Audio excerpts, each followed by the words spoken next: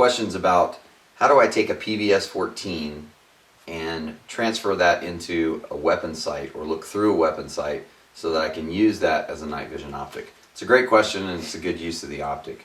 There are some considerations that you need to think about though when you're going to use the PVS-14. The way a PVS-14 is built, the tube inside is in direct contact with the body housing.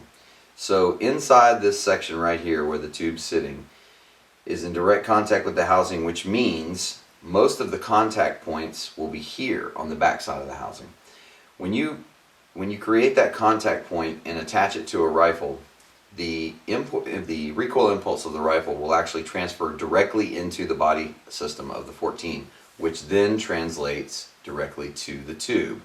Because of this, you're going to find that your tubes have recoil ratings. So the ITT Pinnacle tubes will have a 223 or 556 rating, and the L3 tubes and some of the commercial generation tubes, which have L3 cores, will also have a recoil rating, but it'll be slightly higher. They are able to accept the 7.62 x 39 or the AK-47 round and 300 blackout.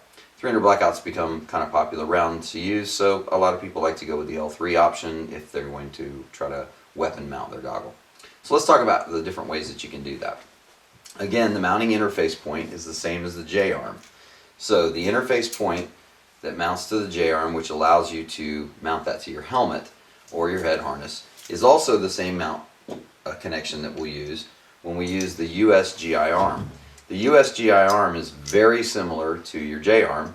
It connects in the exact same way, but what it allows is on the back side, it has a Picatinny rail adapter. That will give you the ability to throw that in behind an optic. For this particular instance, we're going to use a Marine Corps RCO, but you could use an ACOG, a military ACOG, you could use any of your non-magnified sights and it would work the same way. So, all we do is we attach it to the PVS-14, same as we would with our J-arm. And then we take our rifle and all it does is attach, seat it in to one of the slots, get the correct spacing, and then it locks down with the arm. Now what that does is gives you now a permanent fixed sight alignment pattern that gives you night vision generation of the image that's being created through your optic. So now everything comes in, target is aligned through the optic, and then is amplified to the PVS-14. Now again, you have to be cautious about the shock to your system, so make sure that you're in the proper caliber for the proper tube. And then the second thing is you need to realize that a lot of times you're going to diminish your light transmission capability, especially in real low light situations. You're going to lose a lot of light transmission coming through this kind of setup. So while it's very capable, you are relying on the fact that you'll need a lot of ambient light, or you can produce some supplemental illumination on the target with one of the rifle illuminators, and we'll cover one of those in a different video. So this is one option, and this is the USGI mount. This will come in the AN PVS-14 kit, and it's also sold as a standalone. It was issued to the military. Now, this is a little bit cumbersome because what you're going to have to do to use that is you have to take your goggle off your helmet, remove the J-arm, replace it with the USGI mount, and then mount it to the weapon. The other thing it doesn't allow you to do as far as rapid transition is it makes it where you have to move your optic fairly far forward to be able to create enough room, and a lot of times you have to take the backup iron sight off your rifle to use it too. So again, a lot of time, not a very quick change. So here at TNVC, we came up with a solution. We used the common Aimpoint twist mount base option.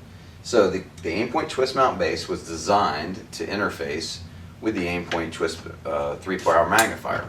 So it allows you to rapidly transition on and off with the magnifier. We also make an EOTech adapter so that you can do the same thing if you have an Aimpoint sight and an Aimpoint base, but an EOTech magnifier. Here's your mechanism for that. And then what we did is we created the TM14 ring. The TM14 ring is nothing more than a ring that goes just behind your objective focus, so it doesn't interfere with your objective focus. That's still available.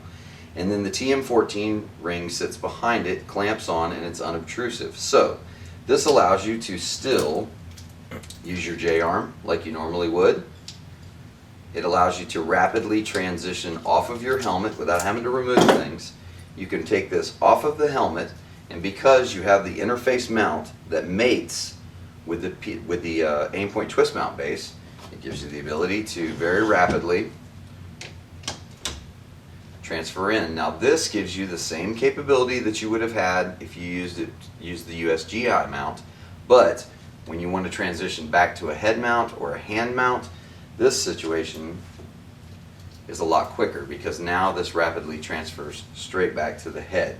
So again, this is our TM14 ring and proprietary Aimpoint twist mount base that it interfaces with. So those are two options that we have here. There's some other options. There's a monolock option which actually connects to the front objective of the PVS-14, and that PVS-14 objective, it's like a coupler system, and that coupler system allows you to clamp on to the back of an optic and it allows you to mate the two together. It's an older system, but it's fairly effective, and a lot of people like to use that when they're using a magnified optic. Remember, you need to keep your magnification fairly low when you're trying to do this through a PVS-14, because the more magnification you add, the less light transmission you're going to get in, and you're going to degrade that image. Now again, we can overcome that with supplemental IR illumination, like using the Torch Pro, but you're still going to have some degradation.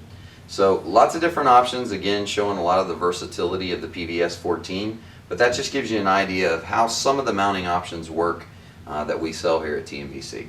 Thanks for watching.